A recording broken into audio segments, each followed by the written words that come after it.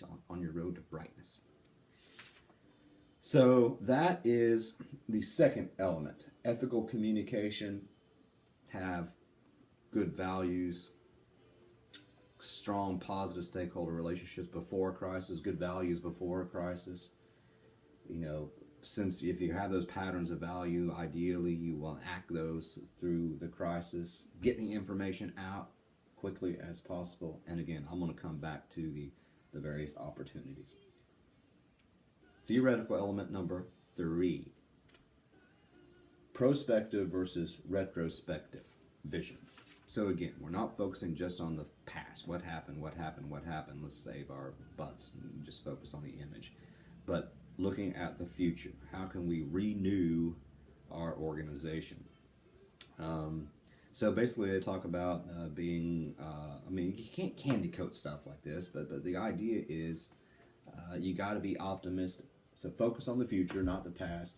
Oh, by the way, I put on the study, or the little PowerPoint, our COM study programs, philosophy of leadership. If you don't know anything about that, you can go to our website and read our philosophy of leadership. I didn't put the link here. Maybe I'll put it on KC. But in any case, the idea here is that when we think about leaders from our perspective in communication studies, we talk about rhetorical leadership, which is very closely aligned to the way they talk about effective organizational rhetoric. Basically, the philosophy is that a rhetorical leader is somebody who creates, who has a strong relationship with all the stakeholders, somebody who, as they are communicating, can offer collective visions of a brighter future, and you have to offer what those visions are. That the effective rhetorical leader is never manipulative, never unethical, and that ultimately the rhetorical leader, the effective rhetorical leader, will bring all folks together and they will work together toward that particular change. And so they won't be what some folks call non-players, that is, people who don't want to participate in the process of making change for the future. So it's very closely aligned to this because, again, a crisis, they say, is a turning point in the organization, and it creates opportunities. The discourse, this is on top of page 233, the discourse of renewal takes into account the potential opportunities associated with crisis and focuses on the organization's fresh sense of purpose and direction after it emerges from a crisis. And so what it also says, because part of this chapter is a review of all the stuff that we haven't read yet, but it does say that the book has given countless examples of folks who offer that, we're optimistic about the future. We will have a better water system, or something like that. So need to be optimistic. And there, I like that 7 opportunities. Again, this is on page of 233. And this is from, for instance, Myers and Hulusha. It's a little dated, but still, they say in their research, they describe 7 opportunities associated with crisis. Heroes are born, change is accelerated, latent problems are faced. Latent meaning you didn't know that they were there. People are changed, new strategies evolve, early warning systems develop, and new competitive edges appear. So, yeah, be optimistic. Look toward the future. Can't ignore the past, but you can't ignore the future. You got to be prospective, not retrospective. Look to the future, the brightness of the future. Okay. Number 4, theoretical element number 4, effective organizational rhetoric. And so what is effective organizational rhetoric? Basically, they say, or what is organizational rhetoric in the first place? This is from Cheney and Layer. Organizational rhetoric involves drawing attention to issues and concerns contemporary organizational life with a focus on issues of persuasion and identification. So basically just communicating effectively, like all this other stuff. So all this other stuff is really, in a sense, effective organizational rhetoric. But basically they say, again, organizational leaders and the leadership of organization, they need to be models of optimism and commitment through their discourse, through their rhetoric, through their persuasive appeals. persuasive messages to all the various stakeholders. We advocate organizational leaders who hope to inspire others to imitate and embrace their views of crisis as an opportunity to establish themselves as, again, models of optimism and commitment. And one of the things that I think is really interesting here, which I think the phrase is sort of interesting or sort of wonky, but it talks about how in this process you cannot forget about humans. Amazing. Wow. You can't forget about the human equation. And I think that's sort of a wonky, silly phrase because an equation is about numbers, not humans. Just don't forget about the humans.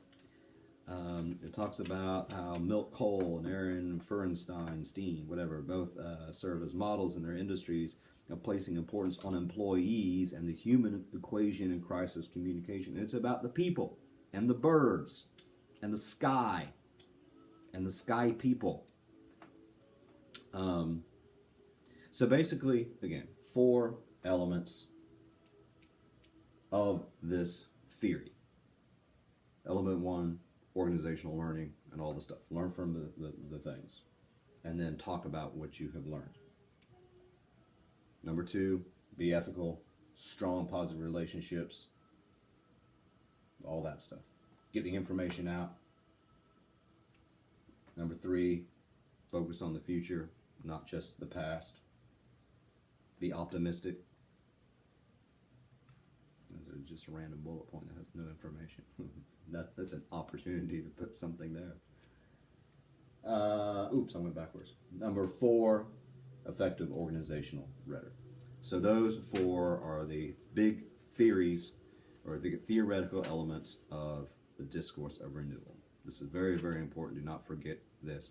Organizational learning, ethical communication, perspective rather than retrospective vision following a crisis, effective organizational rhetoric. Now, the opportunities, which are sort of implied in all this stuff, but they sort of parse out various opportunities. And then opportunity, therefore, number 1, organizations that base their crisis communication on strong, positive organizational values are more likely to experience renewal. So you got to have all those values in place beforehand. So if you have an organization, you have no values, maybe get some values.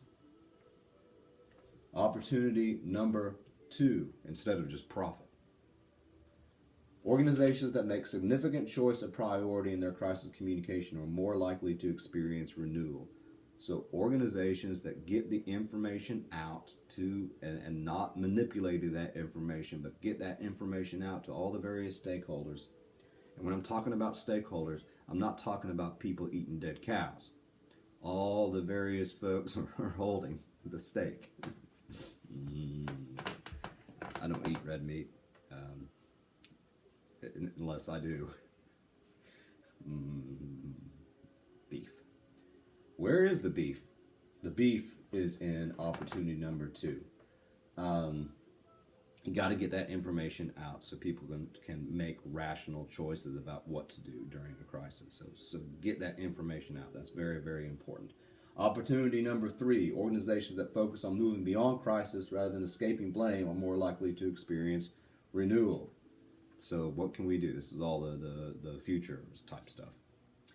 Opportunity number 4, organizations that distinguish themselves as models for their industries are more likely to experience renewal. So already showcase the human equation. We care about people and want to help our people.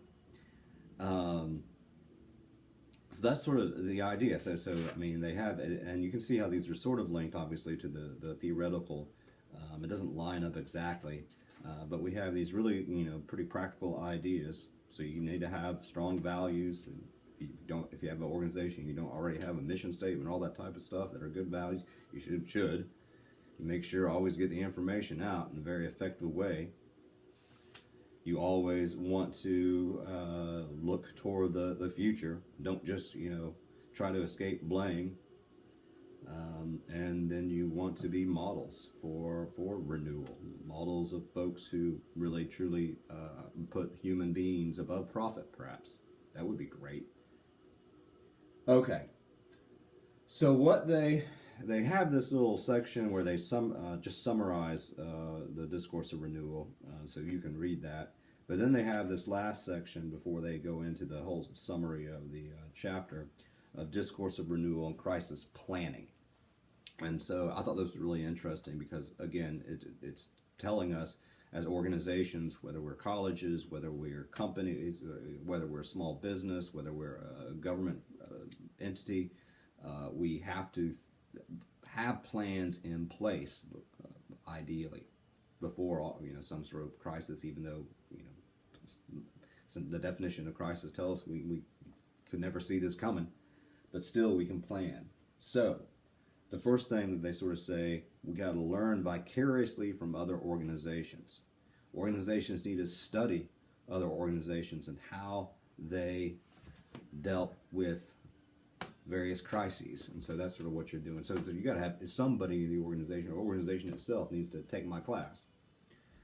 And also, part of that is as ironic as it sort of sounds, is sort of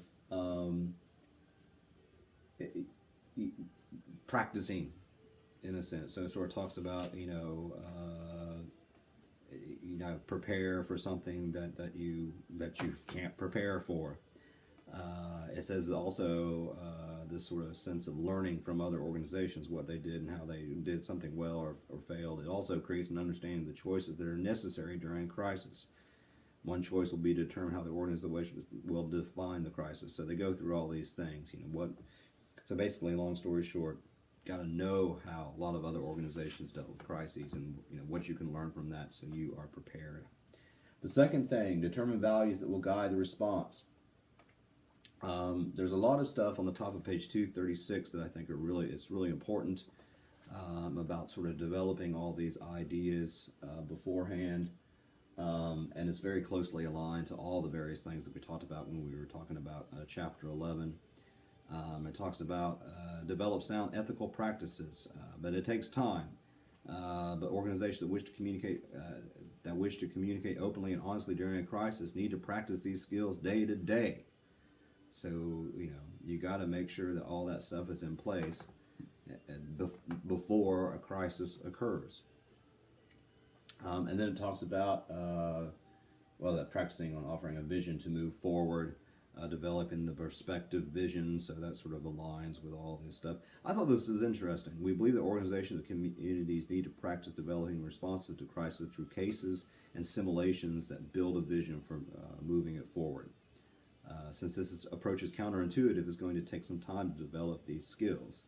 During practice sessions, it will feel natural to focus on who is responsible, who is to blame, and why the crisis is not our fault. However, effective crisis planning involves building the communication skills to develop a vision for moving forward and building consensus with stakeholders to achieve that vision. It's pretty interesting. So, case simulations that then help folks sort of think, okay, what are the opportunities here? How can we renew ourselves in light of the simulation? And then the final aspect, they say, again, organizational rhetoric is very, very important. So offering ideas of optimism, particularly in responding to crisis cases and simulations, because all this, again, is about crisis planning. So you can see how these are really pretty much linked to the theoretical elements of the discourse of renewal. And that's pretty much it for this chapter. It's not it's pretty simple stuff, I suppose, and it's just in sort of the doing of it. But one of the reasons why I wanted to tackle chapters 11 and 12 before we go back to chapter 3 is I wanted this stuff always in your mind, because it's very, very important to me that as we approach all the various practical things that we can do, as we approach all the various case studies that we'll go through, that we understand that all this stuff is linked to ethics and ethical communication and the discourse of renewal. So since we know those now, we can have those in our minds as we move through the rest of the book. Take care. The future is bright. I'll see you on Tuesday night. Coffee is good.